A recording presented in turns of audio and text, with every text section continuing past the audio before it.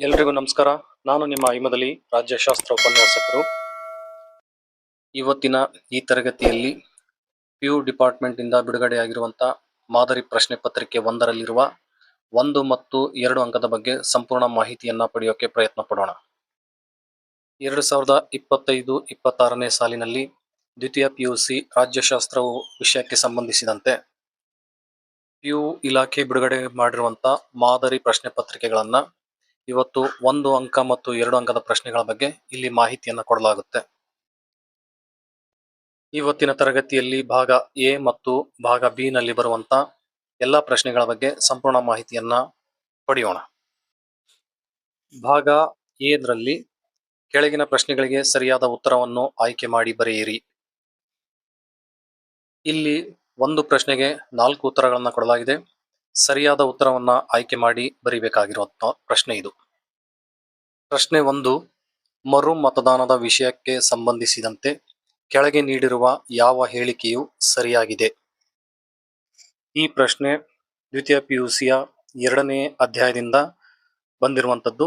2ನೇ ಅಧ್ಯಾಯ ಚುನಾವಣೆಗಳು ಮತ್ತು ಭಾರತದಲ್ಲಿ ಪಕ್ಷ ಪದ್ಧತಿ ಅನ್ನುವಂತ ಅಧ್ಯಾಯದಿಂದ ಬಂದಿರುವಂತ ಪ್ರಶ್ನೆ ಇದು. ಮೊದಲನೇದಾಗಿ ಮರು ಮತದಾನ ಇದನ್ನ ತಿಳ್ಕೊಳ್ಳೋಕ್ಕಿಂತ ಮುಂಚೆ ನಾವು ಚುನಾವಣೆ ಎಂದ್ರೆ ಏನು ಅನ್ನುವಂತ ಪದವನ್ನು ತಿಳ್ಕೊಬೇಕಾಗತ್ತೆ. ಚುನಾವಣೆಯ ಮೂಲ ಪದ ಎಲಿಗರ್ ಅನ್ನುವಂಥದ್ದು. ಭಾರತದಲ್ಲಿ 18 ವರ್ಷ ತುಂಬಿದ ಪ್ರತಿಯೊಬ್ಬರಿಗೂ ಮತದಾನದ ವಯಸ್ಸನ್ನು ನಿಗದಿಪಡಿಸಲಾಗಿದೆ. ಭಾರತದಲ್ಲಿ ಸಾರ್ವತ್ರಿಕ ವಯಸ್ಕ ಮತದಾನ ಪದ್ಧತಿ ಇರೋದನ್ನ ನಾವು ನೋಡ್ತಾ ಇದ್ದೀವಿ. ಭಾರತದಲ್ಲಿ ಜಾತಿ, ಧರ್ಮ, ಲಿಂಗ, ಭಾಷೆ, ಹುಟ್ಟಿದಂತ ಸ್ಥಳ ಅಥವಾ ಅವನ ವಂಶ ಯಾವುದನ್ನು ತಾರತಮ್ಯ ಮಾಡದೇನೆ 18 ವರ್ಷ ತುಂಬಿದಂತ ಪ್ರತಿಯೊಬ್ಬ ಸ್ತ್ರೀ ಮತ್ತು ಮಹಿಳೆ ಇತ್ತೀಚೆಗೆ ತೃತೀಯ ಲಿಂಗಿಗಳಿಗೂ ಸಹ ಮತದಾನ ಮಾಡೋಕೆ ಅವಕಾಶವನ್ನು ಒದಗಿಸಿಕೊಡಲಾಗಿದೆ. ಭಾರತದಲ್ಲಿ ನಿಷ್ಪಕ್ಷಪಾತ ಚುನಾವಣೆ ನಡೆಯೋದಕ್ಕಾಗಿ ಒಂದು ಚುನಾವಣಾ ಆಯೋಗವನ್ನು ಸ್ಥಾಪಿಸಲಾಗಿದೆ. ಚುನಾವಣಾ ಆಯೋಗವು ಜನವರಿ 25, 1950ರಂದು ಸ್ಥಾಪನೆಯಾಗಿರೋದನ್ನ ನಾವು ನೋಡ್ತಾ ಇದ್ದೀವಿ. ಸಂವಿಧಾನ ಜಾರಿಗೆ ಬರೋಕ್ಕೂ ಒಂದು ದಿನ ಮುಂಚಿತವಾಗಿಯೇ ಚುನಾವಣಾ ಆಯೋಗ ಜಾರಿಗೆ ಬಂದಿರುವಂತದ್ದು. ಇವತ್ತು ಪ್ರಸ್ತುತ ಚುನಾವಣಾ ಆಯೋಗವು ತ್ರಿಸದಸ್ಯ ಆಯೋಗವಾಗಿದೆ. ಒಬ್ಬ ಮುಖ್ಯ ಚುನಾವಣಾ ಆಯುಕ್ತರಾಗಿದ್ರೆ ಉಳಿದಂತೆ 2 ಇತರೆ ಚುನಾವಣಾ ಆಯುಕ್ತರಾಗಿರ್ತಾರೆ. ಇವತ್ತು ಪ್ರಸ್ತುತ ಮುಖ್ಯ ಚುನಾವಣಾ ಆಯುಕ್ತರು ಜ್ಞಾನೇಶ್ ಕುಮಾರ್ ಆಗಿರ್ತಾರೆ. ಇವತ್ತಿನ ಆಧುನಿಕ ಚುನಾವಣೆಗಳನ್ನ ಚುನಾವಣಾ ಆಯೋಗವು EVM ಮಷಿನ್ಗಳಿಂದ ನಡೆಸ್ತಾ ಇದೆ. EVM ಅಂದ್ರೆ ಎಲೆಕ್ಟ್ರಾನಿಕ್ ವೋಟಿಂಗ್ ಮಷಿನ್ ಅಂತ ಆಗುತ್ತೆ. ಪ್ರತಿಯೊಬ್ಬ ಮತದಾರನು ಮತದಾನದ ಗುರುತಿನ ಚೀಟಿಯನ್ನು ತಗೊಂಡು ಹೋಗ್ಬೇಕಾಗುತ್ತೆ. ಅದನ್ನ ಎಪಿಕ್ ಕಾರ್ಡ್ ಅಂತೇಳಿ ಕರಿತಿದ್ದೀವಿ. ಎಪಿಕ್ ಎಂದರೆ ಎಲೆಕ್ಟರ್ಸ್ ಫೋಟೋ ಐಡೆಂಟಿಟಿ ಕಾರ್ಡ್. ಚುನಾವಣೆಯನ್ನು ನಾವು ಗಮನಿಸಿದಾಗ ಭಾರತದಲ್ಲಿ ಬಹುಪಕ್ಷ ಪದ್ಧತಿ ಜಾರಿಯಲ್ಲಿರೋದನ್ನ ನಾವು ನೋಡಬಹುದಾಗಿದೆ. ಚುನಾವಣೆಗಳನ್ನ ಗಮನಿಸಿದಾಗ ನಮಗೆ NDA ಮತ್ತು ಇಂಡಿಯಾ ಅಲಯನ್ಸ್ ಅನ್ನುವಂಥದ್ದನ್ನ ನಾವು ನೋಡ್ತಾ ಇದ್ದೀವಿ. NDA ಅಂದ್ರೆ ನ್ಯಾಷನಲ್ ಡೆಮೊಕ್ರಾಟಿಕ್ ಅಲಯನ್ಸ್ ಆಗಿರುತ್ತೆ. ಇದು BJP ನೇತೃತ್ವದಲ್ಲಿರುವಂತ ಒಂದು ಅಲಯನ್ಸ್ ಸಂಘಟನೆ, ರಾಜಕೀಯ ಪಕ್ಷಗಳ ಸಂಘಟನೆ ಆಗಿದೆ. ಇನ್ನು ಇಂಡಿಯಾ ಅಲಯನ್ಸ್ ಅಂದ್ರೆ ಇಂಡಿಯಾವನ್ನು ವಿಸ್ತರಿಸಿದಾಗ Indian national developmental inclusive alliance ಅಂತೇಳಿ ನಾವು ಇಲ್ಲಿ ಕರಿತಾ ಇದ್ದೀವಿ. ಚುನಾವಣೆಗಳನ್ನ ಗಮನಿಸಿದಾಗ ಭಾರತದಲ್ಲಿ ಮೊಟ್ಟ ಮೊದಲ ಸಾರ್ವತ್ರಿಕ ಚುನಾವಣೆಯು 1951 ಮತ್ತು 1952ರಲ್ಲಿ ನಡೆದಿರುವಂತದ್ದನ್ನ ನಾವಿಲ್ಲಿ ಗಮನಿಸಬಹುದಾಗಿದೆ. EVM ಮಷಿನ್ ನಲ್ಲಿ ಅತ್ಯಂತ ಕೆಳ ಬಟನ್ ಆಗಿ ನೋಟಾ ಅನ್ನುವಂತ ಒಂದು ಬಟನ್ ಅನ್ನ ವಿಸ್ತರಿಸಲಾಗಿದೆ. ನೋಟಾ ಅನ್ನುವಂತ ಒಂದು ಗುಂಡಿಯನ್ನ ಅಳವಡಿಸಲಾಗಿದೆ. ನೋಟಾ ಅಂದ್ರೆ ನಾನ್ ಆಫ್ ದಿ ಅಬವ್ ಅನ್ನುವಂತ ಅರ್ಥ ಇದು ಕೊಡುತ್ತೆ. ಭಾರತ ಚುನಾವಣಾ ಆಯೋಗದ ಪ್ರಥಮ ಚುನಾವಣಾ ಆಯುಕ್ತರು ಸುಕುಮಾರ್ ಸೇನ್ ಆಗಿರ್ತಾರೆ. ಭಾರತದಲ್ಲಿ ಚುನಾವಣೆಗಳಲ್ಲಿ 2 ರೂಪಗಳನ್ನ ನಾವು ನೋಡ್ತಾ ಇದ್ದೀವಿ. ಪ್ರತ್ಯಕ್ಷ ಚುನಾವಣೆ ಮತ್ತು ಪರೋಕ್ಷ ಚುನಾವಣೆ ಅನ್ನುವಂಥದ್ದು. ಪ್ರತ್ಯಕ್ಷ ಚುನಾವಣೆ ಅನ್ನುವಂಥದ್ದು 18 ವರ್ಷ ವಯಸ್ಸು ತುಂಬಿದಂತ ಅರ್ಹ ಮತದಾರನು ನೇರವಾಗಿ ತಾನೇ ಮತಗಟ್ಟೆಗೆ ಹೋಗಿ ತನ್ನ ಪ್ರತಿನಿಧಿಯನ್ನ ತಾನೇ ಆಯ್ಕೆ ಮಾಡಿಕೊಳ್ಳುವಂತ ಒಂದು ಪ್ರಕ್ರಿಯೆಯನ್ನ ಪ್ರತ್ಯಕ್ಷ ಚುನಾವಣೆ ಅಂತೇಳಿ ನಾವು ಕರಿತಾ ಇದ್ದೀವಿ. ಇದಕ್ಕೆ ಅತ್ಯುತ್ತಮ ಉದಾಹರಣೆ ಲೋಕಸಭಾ ಚುನಾವಣೆಗಳು, ರಾಜ್ಯದಲ್ಲಿ ನಡೆಯುವಂತ ವಿಧಾನಸಭಾ ಚುನಾವಣೆಗಳು, ಗ್ರಾಮೀಣ ಮತ್ತು ನಗರ ಸ್ಥಳೀಯ ಸಂಸ್ಥೆಗಳಲ್ಲಿ ನಡೆಯುವಂತ ಚುನಾವಣೆಗಳಾಗಿರ್ತವೆ.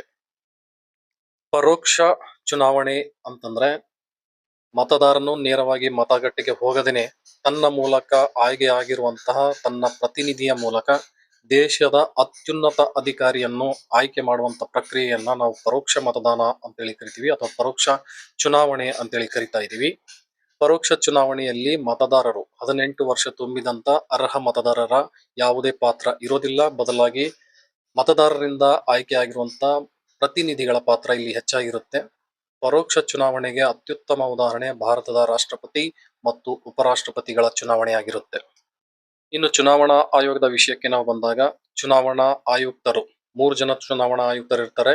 ಇದರಲ್ಲಿ ಒಬ್ಬರನ್ನ ಮುಖ್ಯ ಚುನಾವಣಾ ಆಯುಕ್ತರು ಅಂತ ಕರಿತಾ ಇದೀವಿ. ಉಳಿದಂತ ಇಬ್ಬರನ್ನ ಇತರೆ ಚುನಾವಣಾ ಆಯುಕ್ತರು ಅಂತ ಕರಿತಾ ಇದೀವಿ. ಇವರ ಅಧಿಕಾರ ಅವಧಿ 6 ವರ್ಷಗಳಾಗಿರ್ತವೆ.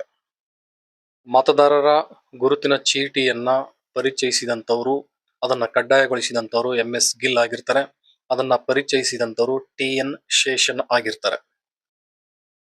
ಮತದಾರರ ಗುರುತಿನ ಚೀಟಿಯನ್ನ ಮೊಟ್ಟ ಮೊದಲ ಬಾರಿಗೆ ಪರಿಚಯಿಸಿದಂತ ಚುನಾವಣಾ ಆಯುಕ್ತರು TN ಶೇಷನ್ ಆಗಿದ್ರು. ನಂತರದಲ್ಲಿ ಬಂದಂತ ಮುಖ್ಯ ಚುನಾವಣಾ ಆಯುಕ್ತರಾದಂತ MS ಗಿಲ್ ಇವರು ಚುನಾವಣಾ ಸಮಯದಲ್ಲಿ ಮತದಾರರ ಗುರುತಿನ ಚೀಟಿಯನ್ನು ಕಡ್ಡಾಯಗೊಳಿಸಿದಂತ ಆಯುಕ್ತರಾಗಿರ್ತಾರೆ. ಭಾರತದಲ್ಲಿ ಬಹುಪಕ್ಷ ಪದ್ಧತಿ ಜಾರಿಯಲ್ಲಿದ್ದು, ಇಲ್ಲಿ ಪಕ್ಷಾಂತರ ಹೆಚ್ಚಾಗಿರೋದ್ರಿಂದ 1985ರಲ್ಲಿ ಪಕ್ಷಾಂತರ ನಿಷೇಧ ಕಾಯ್ದೆಯನ್ನು ಅಂದಿನ ಪ್ರಧಾನಮಂತ್ರಿ ಆದಂತ ರಾಜೀವ್ ಗಾಂಧಿ ಅವರು ಜಾರಿಗೆ ತಂದ್ರು. ಇನ್ನು ಚುನಾವಣೆಗೆ ಸಂಬಂಧಿಸಿದಂತ ಇಷ್ಟು ವಿಷಯಗಳನ್ನ ನಾವು ನೋಡಿದಾಗ, ಈಗ ಇದರ ಉತ್ತರಕ್ಕೆ ನಾವು ಬರೋದಾದ್ರೆ, ಮರು ಮತದಾನ ಯಾವಾಗ ನಡೆಯುತ್ತೆ ಅಂತ ನಾವು ನೋಡೋದಾದ್ರೆ, ಇಲ್ಲಿ ಚುನಾವಣೆಗಳನ್ನ ಭಾರತದಲ್ಲಿ 4 ವಿಧಗಳಾಗಿ ವರ್ಗೀಕರಣ ಮಾಡಲಾಗಿದೆ. ಒಂದನೇದು ಸಾರ್ವತ್ರಿಕ ಚುನಾವಣೆ, ಅಂದ್ರೆ ಇಡೀ ದೇಶಾದ್ಯಂತ ಏಕಕಾಲದಲ್ಲಿ ನಿಯತಕಾಲಿಕವಾಗಿ ನಡೆಯುವಂತ ಚುನಾವಣೆಗಳನ್ನ ನಾವು ಸಾರ್ವತ್ರಿಕ ಚುನಾವಣೆ ಅಂತೇಳಿ ಕರಿತಾ ಇದೀವಿ. ಇನ್ನು ಮಧ್ಯಂತರ ಚುನಾವಣೆ ಅಂತಂದ್ರೆ, ಆಯ್ಕೆಯಾಗಿರುವಂತ ಸರ್ಕಾರ 5 ವರ್ಷಕ್ಕೆ ಆಯ್ಕೆಯಾಗಿರುತ್ತೆ. 5 ವರ್ಷದ ಮುಂಚಿತವಾಗಿ ಮಧ್ಯದಲ್ಲಿ ಸರ್ಕಾರ ಬಿದ್ದು ಹೋದ್ರೆ ಮತ್ತೊಮ್ಮೆ ನಡೆಯುವಂತ ಚುನಾವಣೆಗಳನ್ನ ಮಧ್ಯಂತರ ಚುನಾವಣೆಗಳು ಅಂತೇಳಿ ನಾವು ಕರಿತಾ ಇದೀವಿ.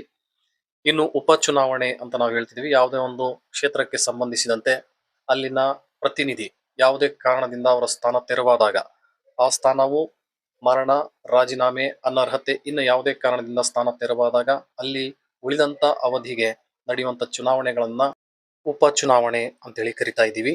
ಇಲ್ಲಿ ನಮ್ಮ ಮುಂದೆ ಬಂದಿರುವಂತ ಪ್ರಶ್ನೆ ಮರು ಚುನಾವಣೆಗೆ ಸಂಬಂಧಿಸಿದಂತೆ. ಮರು ಚುನಾವಣೆಯನ್ನ ಯಾವಾಗ ನಡೆಸಲಾಗುತ್ತೆ ಅನ್ನುವಂತ ಪ್ರಶ್ನೆ ನಮ್ಮ ಮುಂದೆ ಬಂದಾಗ, ಚುನಾವಣಾ ಪ್ರಕ್ರಿಯೆಗಳಿಗೆ ತೊಂದರೆಯಾದಾಗ ಅಥವಾ ಚುನಾವಣೆಯನ್ನು ನಡೆಸೋಕೆ ಅಸಾಧ್ಯವಾದಂತ ಪರಿಸ್ಥಿತಿಗಳು ಸೃಷ್ಟಿಯಾದಾಗ ನಾವು ಮರು ಚುನಾವಣೆ ನಡೆಸ್ತಾ ಇದ್ದೀವಿ. ಇಲ್ಲಿ ಪ್ರಶ್ನೆ ನಮ್ಮ ಮುಂದೆ ಬಂದಿರುವಂತದ್ದು, ಮರು ಮತದಾನದ ವಿಷಯಕ್ಕೆ ಸಂಬಂಧಿಸಿದಂತೆ ಕೆಳಗೆ ನೀಡಿರುವ ಯಾವ ಹೇಳಿಕೆಯು ಸರಿಯಾಗಿದೆ ಅನ್ನುವಂತ ಪ್ರಶ್ನೆ ನಮ್ಮ ಮುಂದಿದೆ. ಇಲ್ಲಿ ಮತದಾನದ ಸಮಯದಲ್ಲಿ ಮತಯಂತ್ರ ನಾಶಪಡಿಸಿದರೆ ಮಾತ್ರ ಮರು ಚುನಾವಣೆ ಅಥವಾ ಮರು ಮತದಾನ ನಡೆಯುವಂತದ್ದು. ಮತದಾರರು ಚುನಾವಣಾ ನಿಯಮಗಳನ್ನ ಉಲ್ಲಂಘನೆ ಮಾಡಿದರೆ, ಮತದಾನದ ರಹಸ್ಯವನ್ನ ಉಲ್ಲಂಘನೆ ಮಾಡಿದರೆ, ಮತ ಹಾಕಲು ಮತದಾರನು ನಿರಾಕರಿಸಿದರೆ, ಚುನಾವಣಾ ಸಮಯದಲ್ಲಿ PRO ಪ್ರಿಸೈಡಿಂಗ್ ಆಫೀಸರ್ಸ್ ಇರ್ತಾರೆ. ಅವರು ಅದನ್ನ ದಾಖಲೆ ಮಾಡ್ಕೊಳ್ಳೋಕೆ ಕೆಲವು ದಾಖಲಾ ಪತ್ರಗಳು ಅವ್ರ ಹತ್ರ ಇರ್ತವೆ. ಅದರಲ್ಲಿ ದಾಖಲೆ ಮಾಡಿಕೊಂಡು ಅವರು ಮತದಾನ ಮಾಡ್ಬೇಕಂತಿದಾರೋ ಇಲ್ವಾ ಅಂತಿದಾರಂತ ಡಿಸಿಷನ್ ತಗೊಂಡು ಅವರಿಂದ ಮತದಾನ ಮಾಡಿಸ್ಕೋಬಹುದು ಅಥವಾ ಅವರನ್ನ ಮತದಾನ ಕ್ಷೇತ್ರದಿಂದ ಹೊರಗಡೆ ಹಾಕಬಹುದು. ಇದು PRO ಮೇಲೆ ಡಿಪೆಂಡ್ ಆಗಿರುತ್ತದೆ. ಇಲ್ಲಿ ಇದಕ್ಕೆ ಅತ್ಯುತ್ತಮ ಉತ್ತರ B ಮಾತ್ರ ಅನ್ನುವಂಥದ್ದು. ಮತದಾನದ ಸಮಯದಲ್ಲಿ ಮತಯಂತ್ರ ನಾಶಪಡಿಸಿದರೆ ಮಾತ್ರ, ನಾಶ ಆದರೆ ಮಾತ್ರ ಮರು ಮತದಾನಕ್ಕೆ ಮತ್ತೊಮ್ಮೆ ಅವಕಾಶ ಇರುತ್ತೆ. ಇಲ್ಲಾಂದ್ರೆ ಮತ್ತೆ ಮರು ಅವಕಾಶ ಇರೋದಕ್ಕೆ ಸಾಧ್ಯನೇ ಇಲ್ಲ. ಇನ್ನು ಮಾದರಿ ಪ್ರಶ್ನೆ ಪತ್ರಿಕೆ 1ರಲ್ಲಿ 2ನೇ ಪ್ರಶ್ನೆಯನ್ನ ನಾವು ನೋಡಿದಾಗ, ವಿಶ್ವ ಪರಿಸರ ದಿನಾಚರಣೆಯನ್ನು ಈ ದಿನದಂದು ಆಚರಿಸಲಾಗುತ್ತೆ ಅನ್ನುವಂತ ಪ್ರಶ್ನೆ ಇದೆ. ಇದು ನೇರವಾದಂತ ಉತ್ತರ. ಇದಕ್ಕೆ 5ನೇ ಜೂನ್, ಪ್ರತಿ ವರ್ಷ ಜೂನ್ 5ಕ್ಕೆ ವಿಶ್ವ ಪರಿಸರ ದಿನಾಚರಣೆಯನ್ನ ಆಚರಿಸಲಾಗುತ್ತೆ.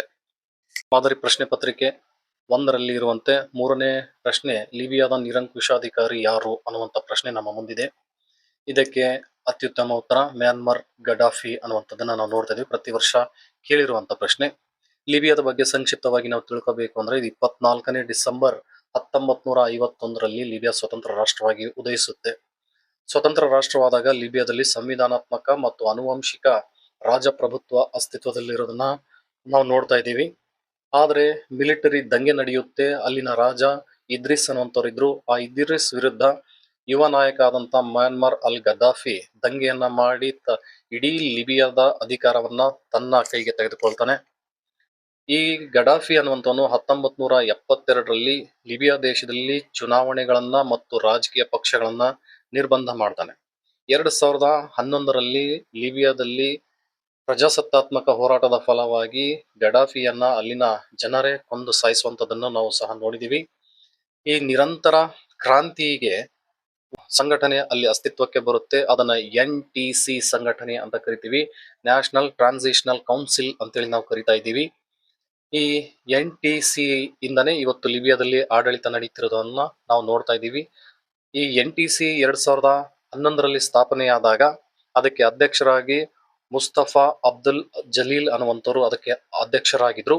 2011ರಲ್ಲಿ ಲಿಬಿಯಾವನ್ನ ಸ್ವತಂತ್ರ ರಾಷ್ಟ್ರ ಅಂತ ಹೇಳಿ ಘೋಷಣೆ ಮಾಡಿ ಅಲ್ಲಿ ಇಸ್ಲಾಮಿಕ್ ಪ್ರಜಾಪ್ರಭುತ್ವ ರಾಷ್ಟ್ರವನ್ನ ಸ್ಥಾಪನೆ ಮಾಡಲಾಗುತ್ತೆ. 4ನೇ ಪ್ರಶ್ನೆಗೆ ಬಂದಾಗ, ಯಾವ ಸಂಘಟನೆಯು ಮುಂದಿನ ಪೀಳಿಗೆಯನ್ನು ಯುದ್ಧವೆಂಬ ವಿಧ್ವಂಸಕಾರಿ ಪ್ರವೃತ್ತಿಯಿಂದ ರಕ್ಷಿಸುತ್ತದೆ? ನೀಡಿರುವ ಚಿತ್ರವನ್ನು ವೀಕ್ಷಿಸಿ ಕೆಳಗಿನ ಉತ್ತರವನ್ನ ಆರಿಸಿ ಅನ್ನುವಂಥ ಪ್ರಶ್ನೆ ನಮ್ಮ ಮುಂದಿದೆ. ಇದಕ್ಕೆ ಆಸಿಯಾನ್, ವಿಶ್ವಸಂಸ್ಥೆ, ನ್ಯಾಟೋ ಮತ್ತು ಬ್ರಿಕ್ಸ್ ಅನ್ನುವಂಥ 4 ಆಪ್ಷನ್ಸ್ಗಳನ್ನ ಕೊಡಲಾಗಿದೆ. ಅದರಲ್ಲಿ ಅತ್ಯುತ್ತಮ ಉತ್ತರ ವಿಶ್ವಸಂಸ್ಥೆಯಾಗಿರುತ್ತೆ. ಈ ವಿಶ್ವಸಂಸ್ಥೆ ಬಗ್ಗೆ ಸಂಕ್ಷಿಪ್ತವಾಗಿ ನಾವು ತಿಳ್ಕೋಬೇಕು ಅಂತಂದ್ರೆ, ವಿಶ್ವಸಂಸ್ಥೆ ಸ್ಥಾಪನೆ ಆಗೋಕ್ಕಿಂತ ಮುಂಚೆ ರಾಷ್ಟ್ರ ಸಂಘ ಲೀಗ್ ಆಫ್ ನೇಷನ್ ಅನ್ನುವಂಥ ಸಂಘಟನೆ ಇತ್ತು. ಲೀಗ್ ಆಫ್ ನೇಷನ್ 2ನೇ ಜಾಗತಿಕ ಯುದ್ಧವನ್ನ ತಡೆಯೋದ್ರಲ್ಲಿ ವಿಫಲ ಆಗಿದ್ದಕ್ಕಾಗಿ 1945 ಅಕ್ಟೋಬರ್ 24ರಂದು ವಿಶ್ವಸಂಸ್ಥೆ ಅಸ್ತಿತ್ವಕ್ಕೆ ಬರುತ್ತೆ. ವಿಶ್ವಸಂಸ್ಥೆ ಸ್ಥಾಪನೆಗೆ ಸ್ಯಾನ್ ಫ್ರಾನ್ಸಿಸ್ಕೋದಲ್ಲಿ 51 ರಾಷ್ಟ್ರಗಳು ಸೇರಿ ವಿಶ್ವಸಂಸ್ಥೆ ಚಾರ್ಟರ್ ಅನ್ನು ಸಿದ್ಧಪಡಿಸ್ತವೆ. ಈ 51 ರಾಷ್ಟ್ರಗಳನ್ನ ವಿಶ್ವಸಂಸ್ಥೆಯ ಮೂಲ ಸದಸ್ಯ ರಾಷ್ಟ್ರಗಳು ಅಂತೇಳಿ ನಾವಿಲ್ಲಿ ಕರಿತಾ ಹೋಗ್ತಿದೀವಿ. ಈ ವಿಶ್ವಸಂಸ್ಥೆಯ ಚಾರ್ಟರ್ ನಲ್ಲಿ 19 ಭಾಗಗಳು ಮತ್ತು 111 ವಿಧಿಗಳಿರೋದನ್ನ ನಾವು ನೋಡ್ತಾ ಇದ್ದೀವಿ. ವಿಶ್ವಸಂಸ್ಥೆಯ ಕೇಂದ್ರ ಕಚೇರಿ ಅಮೆರಿಕದ ನ್ಯೂಯಾರ್ಕ್ ನಗರದಲ್ಲಿದೆ. ವಿಶ್ವಸಂಸ್ಥೆಯಲ್ಲಿ 6 ಅಧಿಕೃತ ಭಾಷೆಗಳು ಅಥವಾ ಆಡಳಿತ ಭಾಷೆಗಳಿದಾವೆ. 1ನೇದು Chinese Mandarin, English, French, Russian, Spanish ಮತ್ತು ಅರೇಬಿಕ್ ಅನ್ನುವಂಥ ಭಾಷೆಗಳು ಇರುವಂತದನ್ನ ನಾವು ನೋಡ್ತಾ ಇದ್ದೀವಿ. ವಿಶ್ವಸಂಸ್ಥೆಯ ಉದ್ದೇಶಗಳನ್ನ ತಿಳಿಸುವಂತಹ ವಿಧಿ 1ನೇದಾಗಿರುತ್ತೆ. ವಿಶ್ವಸಂಸ್ಥೆಯ ಮೂಲ ತತ್ವಗಳನ್ನ ತಿಳಿಸುವಂತ ವಿಧಿ 2ನೇದಾಗಿರುತ್ತೆ. ಪದೇ ಪದೇ ವಿದ್ಯಾರ್ಥಿಗಳು ಇಲ್ಲಿ ಕನ್ಫ್ಯೂಸ್ ಆಗ್ತಿದ್ದಾರೆ. ವಿಶ್ವಸಂಸ್ಥೆಯ ಉದ್ದೇಶಗಳು ಬಂದಾಗ 1ನೇ ವಿಧಿ ವಿಶ್ವಸಂಸ್ಥೆ ಚಾರ್ಟರ್ನ 1ನೇ ವಿಧಿಯಲ್ಲಿ ವಿವರಣೆ ಇರುವಂತದ್ದು. ವಿಶ್ವಸಂಸ್ಥೆಯ ಮೂಲ ತತ್ವಗಳು ಬಂದಾಗ ಅದರ ವಿವರಣೆ ವಿಶ್ವಸಂಸ್ಥೆಯ ಚಾರ್ಟರ್ನ 2ನೇ ವಿಧಿಯಲ್ಲಿದೆ. ಪ್ರತಿ ಸರಿ ಪ್ರಶ್ನೆ ಬರುತ್ತೆ, ವಿಶ್ವಸಂಸ್ಥೆಯ 2 ಉದ್ದೇಶಗಳನ್ನ ತಿಳಿಸಿ ಅಂತ. ಅಂತಾರಾಷ್ಟ್ರೀಯ ಶಾಂತಿ ಮತ್ತು ಭದ್ರತೆಯನ್ನು ಕಾಪಾಡುವುದು, ಯುದ್ಧದಿಂದ ಮುಂದಿನ ಜನಾಂಗವನ್ನು ರಕ್ಷಿಸುವುದು ಇದರ ಉದ್ದೇಶ. ಅದರ ಜೊತೆಗೆ ರಾಷ್ಟ್ರಗಳ ನಡುವೆ ಸ್ನೇಹಯುತ ಸಂಬಂಧವನ್ನು ಬೆಳೆಸುವುದು, ಜಾಗತಿಕ ಮಾನವ ಹಕ್ಕುಗಳನ್ನು ಗೌರವಿಸುವುದು ವಿಶ್ವಸಂಸ್ಥೆಯ ಮೂಲ ಉದ್ದೇಶ ಆಗಿರುವಂತದ್ದು. ಇನ್ನು 5ನೇ ಪ್ರಶ್ನೆಗೆ ಬಂದಾಗ, ಈ ಕೆಳಗಿನ ಯಾವ ಹೇಳಿಕೆಯು ಸೂಕ್ತವಾಗಿದೆ ಅನ್ನುವಂಥ ಪ್ರಶ್ನೆ ನಮ್ಮ ಮುಂದಿದೆ. 1ನೇದು ಇಂದಿರಾ ಗಾಂಧಿ ಮತ್ತು ZA ಬುಟ್ಟೋ ತಾಷ್ಕೆಂಟ್ ಒಪ್ಪಂದಕ್ಕೆ ಸಹಿ ಹಾಕಿದರು ಅನ್ನುವಂಥ ಆಪ್ಷನ್ ನಮ್ಮ ಮುಂದೆ ಇದೆ. ಇದು ತಪ್ಪಾಗಿರುವಂತ ಆಪ್ಷನ್. ಯಾಕಂದ್ರೆ ತಾಷ್ಕೆಂಟ್ ಒಪ್ಪಂದವನ್ನ ಭಾರತ ಮತ್ತು ಪಾಕಿಸ್ತಾನ್ 1965ರ ಯುದ್ಧದ ನಂತರ ಮಾಡ್ಕೊಂಡಿರುವಂತದ್ದು. ಭಾರತದ ಪರವಾಗಿ ಲಾಲ್ ಬಹದ್ದೂರ್ ಶಾಸ್ತ್ರಿ ಮತ್ತು ಪಾಕಿಸ್ತಾನದ ಪರವಾಗಿ ಅಯೂಬ್ ಖಾನ್ ಅವರು ಸಹಿ ಮಾಡ್ಕೊಂಡಿರುವಂತಹ ಒಂದು ಒಪ್ಪಂದ. 1965ರಲ್ಲಿ ಭಾರತ ಮತ್ತು ಪಾಕಿಸ್ತಾನದ ಯುದ್ಧ ನಡೀತಿರುವಾಗ ರಷ್ಯಾ ಪ್ರವೇಶ ಮಾಡುತ್ತೆ. ಈ ಮಧ್ಯಪ್ರವೇಶದಿಂದ ಅವತ್ತಿನ ರಷ್ಯಾದ ಒಂದು ನಗರ ಆದಂತ ತಾಷ್ಕೆಂಟ್ ನಲ್ಲಿ ಭಾರತ ಮತ್ತು ಪಾಕಿಸ್ತಾನದ ಪ್ರತಿನಿಧಿ ಒಂದು ಶಾಂತಿ ಒಪ್ಪಂದ ಮಾಡ್ಕೋಬೇಕು ಅನ್ನುವಂತ ಪ್ರಸ್ತಾವನೆ ರಷ್ಯಾ ಇಟ್ಟಾಗ ಅದನ್ನು ಒಪ್ಕೊಂಡು 2 ದೇಶಗಳು ತಾಷ್ಕೆಂಟ್ ನಲ್ಲಿ ಶಾಂತಿ ಒಪ್ಪಂದವನ್ನ ಮಾಡ್ಕೊಳ್ತವೆ. ಈ ತಾಷ್ಕೆಂಟ್ ಶಾಂತಿ ಒಪ್ಪಂದಕ್ಕೆ ಸಹಿ ಹಾಕಿದವರು ಭಾರತದ ಪ್ರಧಾನಮಂತ್ರಿ ಲಾಲ್ ಬಹದ್ದೂರ್ ಶಾಸ್ತ್ರಿ ಮತ್ತು ಪಾಕಿಸ್ತಾನದ ಅಂದಿನ ಅಧ್ಯಕ್ಷ ಅಯೂಬ್ ಖಾನ್ ಆಗಿರ್ತಾರೆ. ಅದಕ್ಕಾಗಿ ಈ 1ನೇ ಆಪ್ಷನ್ ಸಂಪೂರ್ಣ ತಪ್ಪಾಗಿರೋದನ್ನ ನಾವಿಲ್ಲಿ ನೋಡ್ತಾ ಇದ್ದೀವಿ. 2ನೇ ಆಪ್ಷನ್ ಅನ್ನ ನಾವು ನೋಡಿದಾಗ ಅಯೂಬ್ ಖಾನ್ ಮತ್ತು ಇಂದಿರಾ ಗಾಂಧಿ ಶಿಮ್ಲಾ ಒಪ್ಪಂದಕ್ಕೆ ಸಹಿ ಹಾಕಿದರು ಅಂತ ಇದೆ. ಇದು ಸಂಪೂರ್ಣವಾಗಿ ತಪ್ಪಾಗಿರುವಂತದ್ದು. ಶಿಮ್ಲಾ ಒಪ್ಪಂದ 1971ರಲ್ಲಿ ಭಾರತ ಮತ್ತು ಪಾಕಿಸ್ತಾನ ಮಧ್ಯೆ ಯುದ್ಧ ಆಗುತ್ತೆ. ಬಾಂಗ್ಲಾದೇಶ ವಿಮೋಚನಾ ಆಗುತ್ತೆ 1971ರಲ್ಲಿ. ಆಗ ಭಾರತ ಮತ್ತು ಪಾಕಿಸ್ತಾನ ಶಾಂತಿ ಒಪ್ಪಂದ ಮಾಡ್ಕೋಬೇಕಾಗಿತ್ತು. ಅದಕ್ಕೆ ಭಾರತದ ಹಿಮಾಚಲ್ ಪ್ರದೇಶದ ರಾಜಧಾನಿ ಶಿಮ್ಲಾದಲ್ಲಿ 1972 ಜುಲೈ 2ರಂದು ಶಾಂತಿ ಒಪ್ಪಂದವನ್ನ ಮಾಡ್ಕೊಳ್ಳಲಾಗುತ್ತೆ. ಈ ಶಾಂತಿ ಒಪ್ಪಂದಕ್ಕೆ ಶಿಮ್ಲಾ ಶಾಂತಿ ಒಪ್ಪಂದಕ್ಕೆ ಭಾರತದ ಪ್ರಧಾನಮಂತ್ರಿ ಇಂದಿರಾ ಗಾಂಧಿ ಮತ್ತು ಪಾಕಿಸ್ತಾನದ ಅಂದಿನ ಪ್ರಧಾನಮಂತ್ರಿ ಜುಲ್ಫಿಕರ್ ಅಲಿ ಭುಟ್ಟೋ ಅವರು ಶಾಂತಿ ಒಪ್ಪಂದಕ್ಕೆ ಸಹಿಯನ್ನ ಹಾಕೊಳ್ತಾರೆ. ಅದಕ್ಕಾಗಿ 2ನೇ ಆಪ್ಷನ್ ಇಲ್ಲಿ ಸರಿಯಾಗಿಲ್ಲ. ಇದು ಸೂಕ್ತವಾದಂತ ಉತ್ತರ ಅಲ್ಲ. ಇನ್ನು ಮೂರನೇ ಆಪ್ಷನ್, ಜವಾಹರ್ಲಾಲ್ ನೆಹರು ಮತ್ತು ಚೌ ಎನ್ ಲೈ ಪಂಚಶೀಲ ತತ್ವಕ್ಕೆ ಸಹಿ ಹಾಕಿದರು. ಇದು ಸರಿಯಾದಂತ ಉತ್ತರ ಆಗುತ್ತೆ. 1954ರಲ್ಲಿ ಭಾರತ ಮತ್ತು ಚೀನಾದ ಮಧ್ಯೆ ಪಂಚಶೀಲ ತತ್ವಗಳ ಒಪ್ಪಂದ ಆಗುತ್ತೆ. ಭಾರತ ಮತ್ತು ಚೀನಾದ ನಡುವೆ ಪಂಚಶೀಲ ತತ್ವಗಳ ಒಪ್ಪಂದ ಆಗುತ್ತೆ. ಭಾರತ ಮತ್ತು ಚೀನಾ ಶಾಂತಿಯುತ ಸಹಬಾಳ್ವೆಯನ್ನ ನಡೆಸೋದಕ್ಕಾಗಿ ಪಂಚಶೀಲ ಒಪ್ಪಂದಗಳನ್ನ ಮಾಡಿಕೊಂಡ್ರು. ಈ ಪಂಚಶೀಲ ಒಪ್ಪಂದಕ್ಕೆ ಭಾರತದಿಂದ ಜವಾಹರ್ಲಾಲ್ ನೆಹರೂರವರು ಸಹಿ ಹಾಕ್ತಾರೆ. ಚೈನಾದಿಂದ ಚೌ ಎನ್ ಲೈ ಅನ್ನುವಂತ ಅಲ್ಲಿನ ಪ್ರಧಾನಮಂತ್ರಿ ಸಹಿ ಹಾಕ್ತಾರೆ. ಅದಕ್ಕಾಗಿ ಮೂರನೇ ಉತ್ತರ ಸೂಕ್ತವಾಗಿರುವಂತದ್ದು, ಸರಿಯಾಗಿರುವಂತದ್ದು. ಇನ್ನು ನಾಲ್ಕನೇ ಆಪ್ಷನ್ ಅನ್ನ ನಾವು ನೋಡಿದಾಗ ವಿ ಪಿ ಸಿಂಗ್ ಮತ್ತು ನವಾಜ್ ಶರೀಫ್ ಲಾಹೋರ್ ಒಪ್ಪಂದಕ್ಕೆ ಸಹಿ ಹಾಕಿದರು ಅಂತ ಇದೆ. 1999ರಲ್ಲಿ ಲಾಹೋರ್ ಒಪ್ಪಂದ ಆಗುತ್ತೆ. ಆದ್ರೆ ಇದು ಪಾಕಿಸ್ತಾನದ ಪರವಾಗಿ ನವಾಜ್ ಶರೀಫ್ ಅವರು ಬಂದಿದ್ರು. ಆದ್ರೆ ಭಾರತದ ಪರವಾಗಿ ಅಟಲ್ ಬಿಹಾರಿ ವಾಜಪೇಯಿ ಅವರು ಈ ಒಪ್ಪಂದಕ್ಕೆ ಸಹಿ ಹಾಕ್ತಾರೆ. ಅದಕ್ಕಾಗಿ ಆಪ್ಷನ್ ಡಿ ಇಲ್ಲಿ ಸೂಕ್ತವಾದಂತ ಉತ್ತರ ಅಲ್ಲ. ಈ 4 ಉತ್ತರಗಳಲ್ಲಿ ಆಪ್ಷನ್ ಸಿ, ಜವಾಹರ್ಲಾಲ್ ನೆಹರು ಮತ್ತು ಚೌ ಎನ್ ಲೈ ಪಂಚಶೀಲ ತತ್ವಗಳಿಗೆ ಸಹಿ ಹಾಕಿದರು, ಇದು ಸೂಕ್ತವಾದಂತ ಉತ್ತರ ಇಲ್ಲಾಗುತ್ತೆ. ಇನ್ನು ಬಿಟ್ಟ ಸ್ಥಳಗಳನ್ನು ತುಂಬಿರಿ ಅನ್ನುವಂಥದ್ದನ್ನ ನಾವು ನೋಡಿದಾಗ 6ನೇ ಪ್ರಶ್ನೆ ಬರುತ್ತೆ ನಮ್ಮ ಮುಂದೆ. ಡ್ಯಾಶ್ ರವರು ತಾವು ಆಯ್ಕೆಯಾಗಿ ಬಂದ ಪಕ್ಷವನ್ನ ಬಿಟ್ಟು ಬೇರೆ ಪಕ್ಷಕ್ಕೆ ಸೇರಿದಾಗ ಪಕ್ಷಾಂತರ ನಿಷೇಧ ಕಾಯ್ದೆ ಅನುಸಾರ ಶಾಸನಸಭಾ ಸದಸ್ಯತ್ವ ಕಳೆದುಕೊಳ್ಳುವುದಿಲ್ಲ ಅನ್ನುವಂತ ಪ್ರಶ್ನೆ ನಮ್ಮ ಮುಂದೆ ಇದೆ. ಇದಕ್ಕೆ ಸೂಕ್ತವಾದಂತ ಉತ್ತರ ಸ್ಪೀಕರ್ ಆಗುತ್ತೆ ಸದ್ಯಕ್ಕೆ.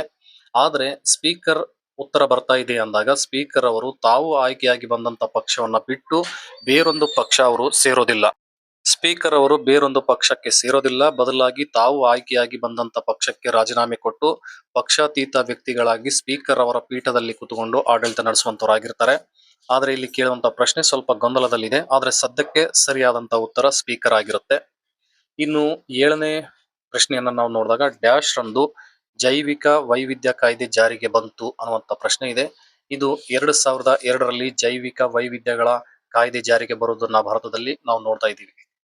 8ನೇ ಪ್ರಶ್ನೆ ನಾವು ನೋಡಿದಾಗ ಡ್ಯಾಶ್ ರವರು ಅಸ್ಮಿತೆ ರಾಜಕಾರಣವನ್ನ ಗುರುತಿಸಿದರು ಅಂತ.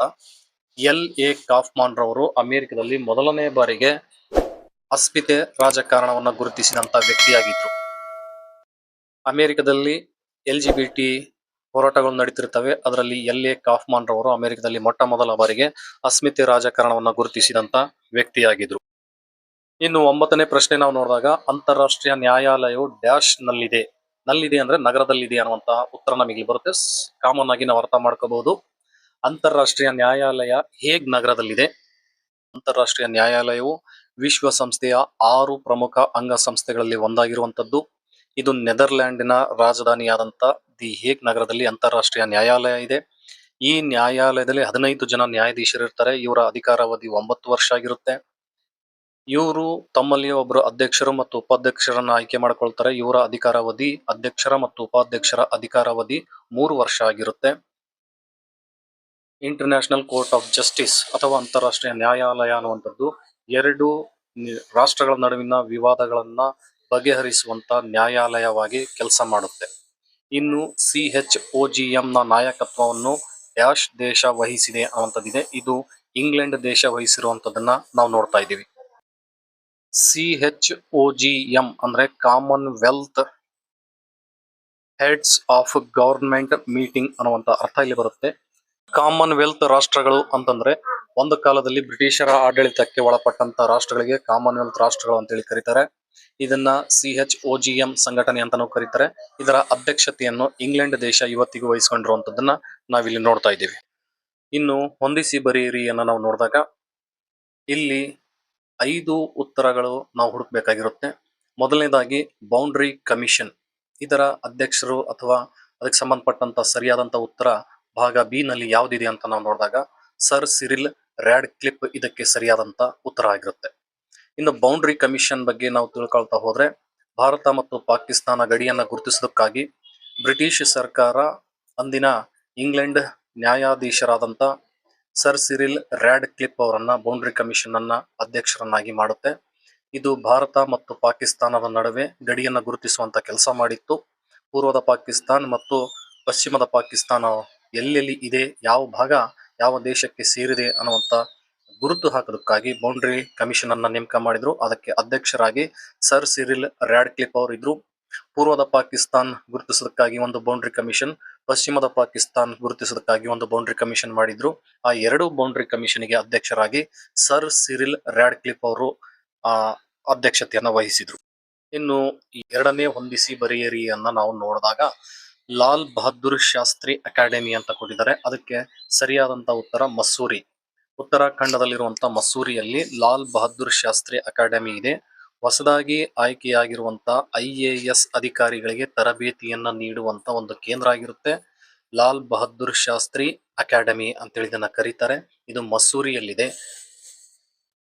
ಇನ್ನು ಮೂರನೇ ಪ್ರಶ್ನೆ ಭಯೋತ್ಪಾದನೆ. ಭಯೋತ್ಪಾದನೆಗೆ ಸರಿಯಾದಂತ ಉತ್ತರ ಟೆರರ್ ಅನ್ನುವಂಥದ್ದು ಬರ್ತಾ ಇದೆ.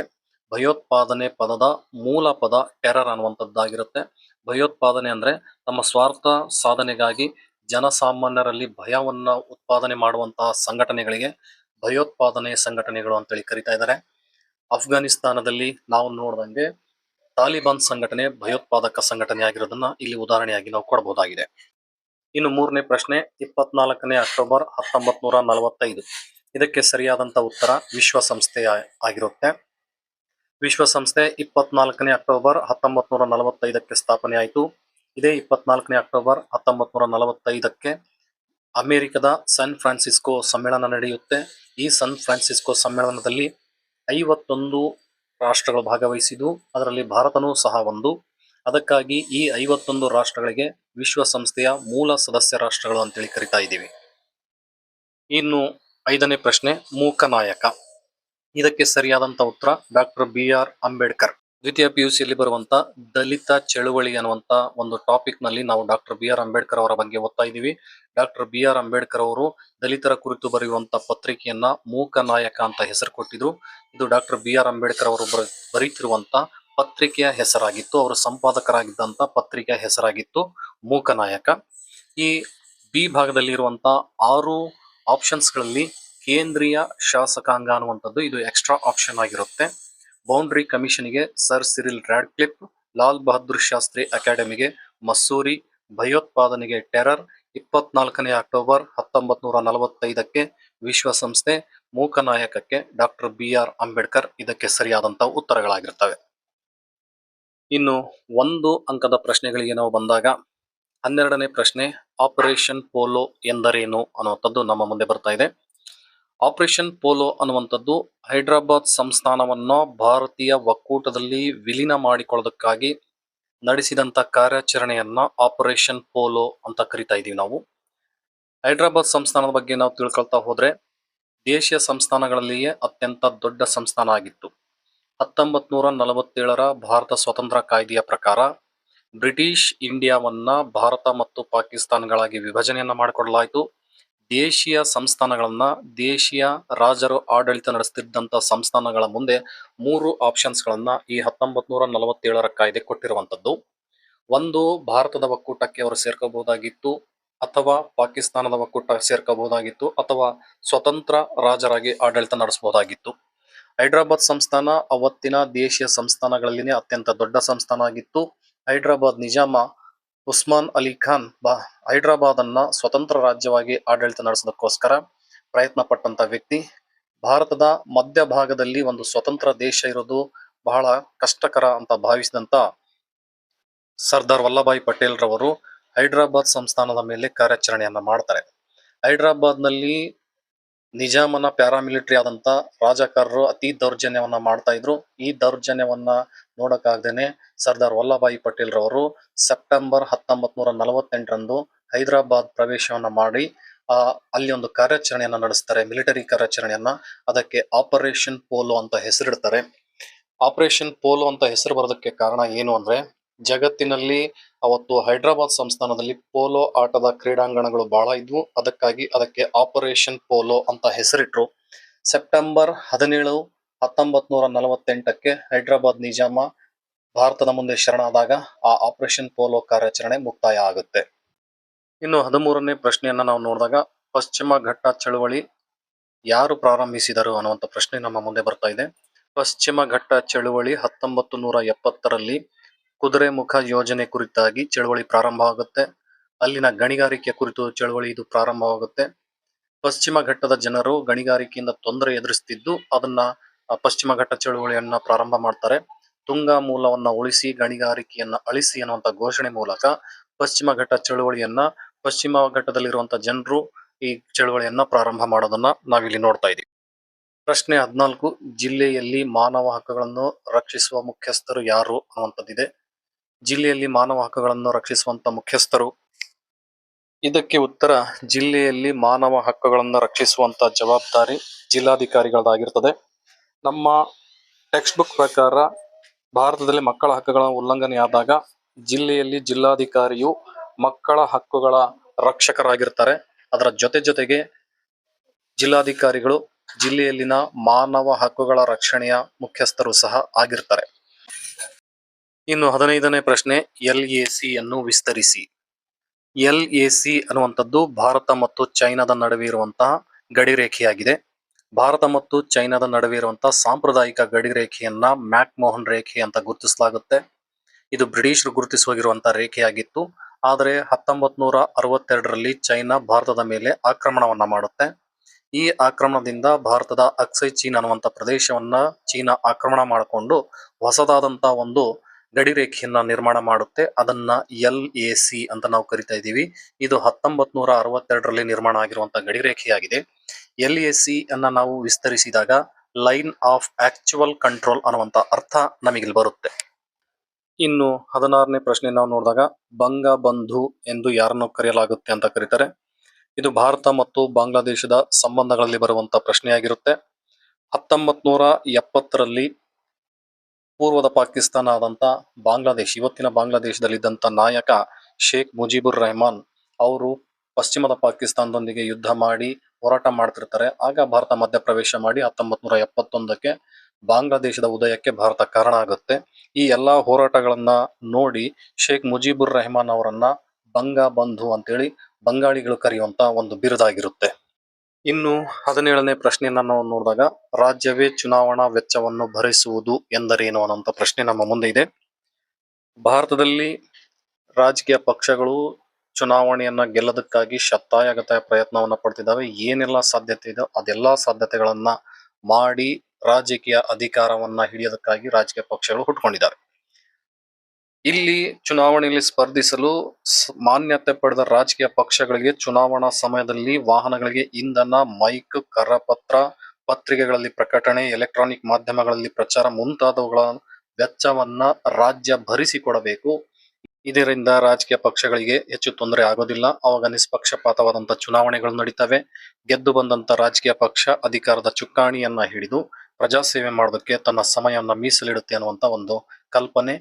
ರಾಜಕೀಯ ಪಕ್ಷಗಳು ಚುನಾವಣಾ ಪ್ರಚಾರಕ್ಕಾಗಿ ಏನೆಲ್ಲ ಸಾಮಗ್ರಿಗಳು ಬೇಕೋ ಆ ಸಾಮಗ್ರಿಗಳನ್ನ ರಾಜ್ಯವೇ ಒದಗಿಸಿಕೊಡುವಂತ ಯೋಜನೆಯನ್ನ ರಾಜ್ಯವೇ ಚುನಾವಣಾ ವೆಚ್ಚವನ್ನ ಭರಿಸುವುದು ಅಂತ ನಾವಿಲ್ಲಿ ಉತ್ತರಿಸಬಹುದಾಗುತ್ತೆ. 18ನೇ ಪ್ರಶ್ನೆಯನ್ನ ನಾವು ನೋಡಿದಾಗ ಕೇಂದ್ರ ಸೇವೆಗಳಿಗೆ ಯಾವುದಾದ್ರೂ 2 ಉದಾಹರಣೆಗಳನ್ನ ಕೊಡಿ ಅಂತ ಕೇಳಿದ್ದಾರೆ ಇವರು.